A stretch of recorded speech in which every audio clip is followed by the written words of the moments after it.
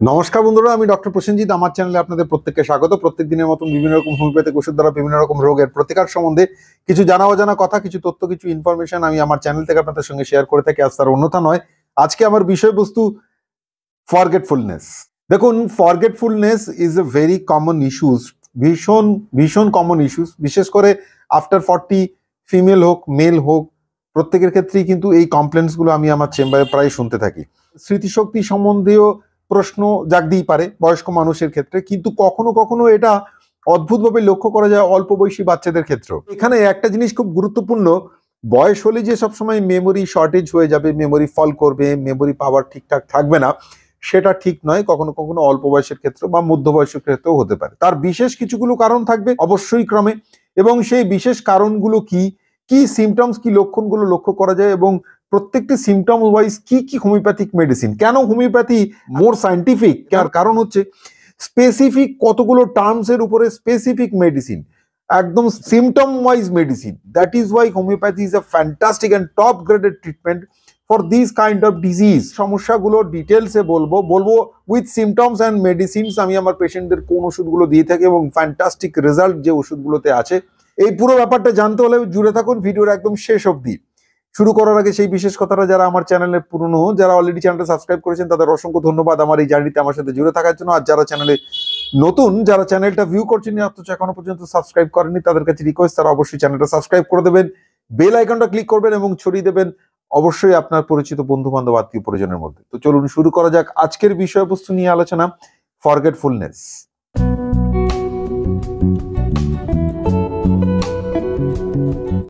দেখুন, ইন্ট্রোতে আমি যেটা বলছিলাম সেম জিনিসটাই আমি হোয়াট ইট ইজ এ বলবো, একটু অন্য রকম ইলাবোরেটলি বলবো। Forgetfulness is very common nowadays. কেন ভেরি কমন? তার কারণ হচ্ছে বিশেষ কতগুলো কারণ ছাড়া, মানে ধরুন বয়স হয়ে গেলে পরে স্মৃতিশক্তি মৃদুমন্দ হয়ে যায়, এটা তো একটা স্বাভাবিক কারণ। কিন্তু ঘটনা যেটা, সেটা হচ্ছে অল্প বয়সী, মধ্যবয়সী বা এমন কখনো কখনো বাচ্চাদের ক্ষেত্রেও দেখতে পাওয়া যায় যে মেমোরি পাওয়ার একেবারে ডাল হয়ে গেছে, মেমোরি পাওয়ার ডিমিনিশড হয়ে যাচ্ছে, ফরগেটফুলনেস বেড়ে যাচ্ছে। তার বিশেষ কিছুগুলো কারণ থাকে। সেই কারণগুলো তো আমরা পজিটিভ মেকানিজমে বলবো। তো এখন আপাতত শুধু যেটাই বলে রাখি, it's not a disease for a particular age. এটা কিন্তু যে কোনো মানুষের, যে কোনো বয়সের, যে কোনো সময়ই হতে পারে, রাইট? চলে আসছি পজিটিভ মেকানিজমের ক্ষেত্রে কোন কোন কারণ। দেখুন, ফরগেটফুলনেসের বিশেষ স্পেসিফিক্যালি সেরকম কোনো কারণ কিন্তু থাকে না, তবে মোটামুটি কতগুলো কনসেপশন রয়েছে, তার বেসিসে বলা যেতে পারে অ্যাজ পার দ্য ডায়াগনোসিস। মোটামুটি ক্ষেত্রে যেটা দেখা গেছে যে এক্সট্রিম ফরগেটফুলনেস হয়ে যায় টাফ স্ট্রেসের জন্য, মানে প্রচন্ড পরিমাণ স্ট্রেস চলছে, রাইট? অথবা ধরুন কোনো ওভার এক্সারশনস অফ মাইন্ড, মনের উপর দিয়ে ঝড় বয়ে গেছে, এরকম কোনো ঘটনা ঘটেছে। বা ধরুন age is a very very important factor. বয়স হলে পরে তো স্মৃতিশক্তি মৃদুমন্দ হবেই।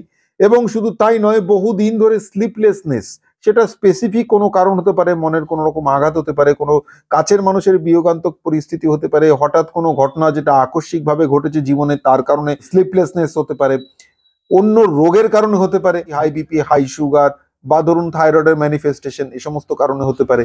আবার অনেক সময় কোনো ভাইরাল ইনফেকশনে বা ভাইরাল ফিভার বাচ্চাদের ক্ষেত্রে যদি হয়ে থাকে, অনেক সময় তরকা হয়ে থাকে, বা ডিপথেরিয়া বা এনকেফেলাইটিস হতে পারে, যেটা স্পেসিফিক্যালি ব্রেনে হয়। সে সমস্ত ডিজিজে ভোগার পর অনেক বাচ্চার কিন্তু ফরগেটফুলনেস বেড়ে যায়, আইকিউ লেভেল ডাউন হয়ে যায়, মেমোরি গ্রাস্পিং পাওয়ারটা অনেক বেশি ডাউন হয়ে যেতে পারে। তার মানে ডিজিজ হওয়ার অনেকগুলো কারণ থাকতে পারে, তার পিছনে কোনো মেডিকেল ইস্যুস থাকতে পারে, তার পিছনে কোনো এনভায়রনমেন্টাল ইস্যুস থাকতে পারে, right? This are all the positive mechanism. এবার আমরা চলে আসছি সরাসরি সিমটমস এর ক্ষেত্রে। দেখুন, সিমটমস কি, যদি আপনার ফরগেটফুলনেস হয় সেক্ষেত্রে আপনি বিশেষ করে জিনিসটা ভালোভাবে বোধ করতে পারবেন। আপনি কোনো গল্প পড়লেন, আপনি কোনো মুভি দেখলেন, আপনি কোনো কিছু লিখতে যাচ্ছেন, আপনি কোনো তারিখ মনে করার চেষ্টা করছেন, কারণ নাম মনে করার চেষ্টা করছেন, বহুদিন আগে দেখা হয়েছে, এখন বহুদিন ধরে তার সঙ্গে দেখা নেই।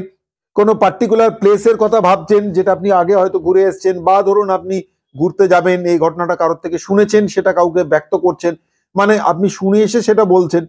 সেই সমস্ত ঘটনাগুলো কখনো কখনো কি হয়, হঠাৎ হঠাৎ করে মাঝখানে মাঝখানে ভুলে যাওয়া হয়, কখনো কখনো পুরো ব্যাপারটাই ভুলে যান, কখনো হয়তো ঘটনাটা মনে আছে কিন্তু কোনো রকম কোনো নামই মনে পড়ছে না। লিখতে গিয়ে ভুল হতে পারে, লিখতে গিয়ে ভুল শব্দ চয়ন করতে পারেন, যেটা ওয়ার্ড মনে করার কথা সেটা মনে করছেন না, অন্য কোনো কিছু লিখে ফেলছেন। বলতে গিয়ে হতে পারে, শুনতে গিয়ে হতে পারে, বিভিন্ন বিভিন্ন ধরনের কারণগুলো হতে পারে। These are all the symptoms. মানে বিভিন্ন ক্ষেত্রে বিভিন্ন রকম ভাবে হতে পারে। কারো কারো ক্ষেত্রে তো শুধু নাম মনে করার ক্ষেত্রে সমস্যা হয়ে যায়, কারো কারো লিখতে গেলে সমস্যা তৈরি হয়, রাইট? তো these are all the symptoms. এবার আমরা স্পেসিফিক্যালি সিমটম ওয়াইজ আপনাকে বলবো কোন কোন মেডিসিন মোস্ট এফেক্টিভলি আপনার ক্ষেত্রে প্রযোজ্য হতে পারে। টপ রেটেড ফার্স্ট মেডিসিন হচ্ছে ব্যারাইটা কার্ব। দেখুন, ব্যারাইটা কার্ব স্পেসিফিক্যালি কিন্তু capacity of the brain as well as the physical structure দু ক্ষেত্রেই কিন্তু খর্বকায় একটা বাচ্চা হবে, যে বাচ্চা ভীষণ শাই হবে, লাজুক টাইপের হবে, কথা কম বলবে, ওর কনফিডেন্স লেভেল খুবই কম থাকবে, অচেনা কোনো মানুষের সঙ্গে কোনোভাবে কথা বলতে চাইবে না, কার সঙ্গে মিঙ্গেল করতে চাইবে না, দূরে দূরে একলা একলা থাকার চেষ্টা করবে। এই পুরো ব্যাপারটা কিন্তু তার ইন্টারনাল ইস্যুস। সেম জিনিস, সে কোনো একটা জিনিস বারবার বারবার কোনো একটা সেন্টেন্সে রিপিটেটিভলি পড়ছে আর রিপিটেটিভলি ভুল হয়ে যাচ্ছে। তার ক্ষেত্রে দেখা যাচ্ছে তার মেমোরি পাওয়ার এত ডিমিনিশড হয়ে গেছে যে কোন একটা সেন্টেন্স সে পড়লো সেটা বুঝতেই তার এত সময় লেগে যাচ্ছে যে বারবার সেই একই শব্দ পড়ে যাচ্ছে। ধরুন সে একটা কোনো শব্দ মুখস্থ করার চেষ্টা করলো, বহুবার পড়ার পর কিছুক্ষণ পরে সেই ওয়ার্ডটা মনে করতে গিয়ে সেই ওয়ার্ডটা আবার ভুলে গেছে, এবং শুধু তাই নয়, সেই ওয়ার্ডটা মনে করতে গিয়ে এখন যেটা সে পড়লো সেটাও ভুলে গেল। এই ধরনের যদি খর্বকায় মেমোরি থাকে, যদি এই রকম সিমটমস থাকে, সেই বাচ্চার যদি খুব ফ্রিকোয়েন্টলি ঠান্ডা লেগে যাওয়ার প্রবণতা থাকে, রাইট, ইমিউনিটি খুবই কম থাকবে তার, এবং যদি আপনি কেস টেকিং করেন দেখা যাবে যে তার কিন্তু ফ্রিকোয়েন্টলি টনসিলাইটিস হওয়ার একটা হিস্ট্রি রয়েছে। যদি এই ধরনের সিমটমস আমরা লক্ষ্য করি, আমরা কিন্তু এক চান্সে ব্যারাইটা কার্বের কথা ভাববো। ব্যারাইটা কার্ব 30 পোটেন্সিতে 2 ফোঁটা করে দিনে 2বার নেওয়ার চেষ্টা করবো। 200 পোটেন্সিতেও নিতে পারি, একবার নিতে পারি, depending upon susceptibility of the forgetfulness, right? Next top graded medicine হচ্ছে ল্যাক ক্যানাইনাম। দেখুন, ল্যাক ক্যানাইনাম উইক মেমোরি, ফরগেটফুলনেস তো থাকবেই, কিন্তু স্পেসিফিক্যালি ফর রাইটিং, আমি যে বলছিলাম কিছুক্ষণ আগে, রাইটিং মানে হচ্ছে আপনি কোনো কিছু যখন লিখতে যাচ্ছেন, স্পেসিফিক্যালি যেটা সম্বন্ধে লিখবেন আপনি ভাবছেন ওই জিনিসটির শাব্দিক যে নাম, আবিধানিক যে নাম, সেই শব্দটাই আপনি মনে করতে পারবেন না। মানে ধরুন আপনি কোথাও ঘুরতে যাবেন, সেটা আপনি কাউকে টেক্সট করে জানাবেন, কোথায় ঘুরতে যাবেন সেটা আপনার জানা, কিন্তু আপনি উচ্চারণ মানে মনেই আনতে পারছেন না।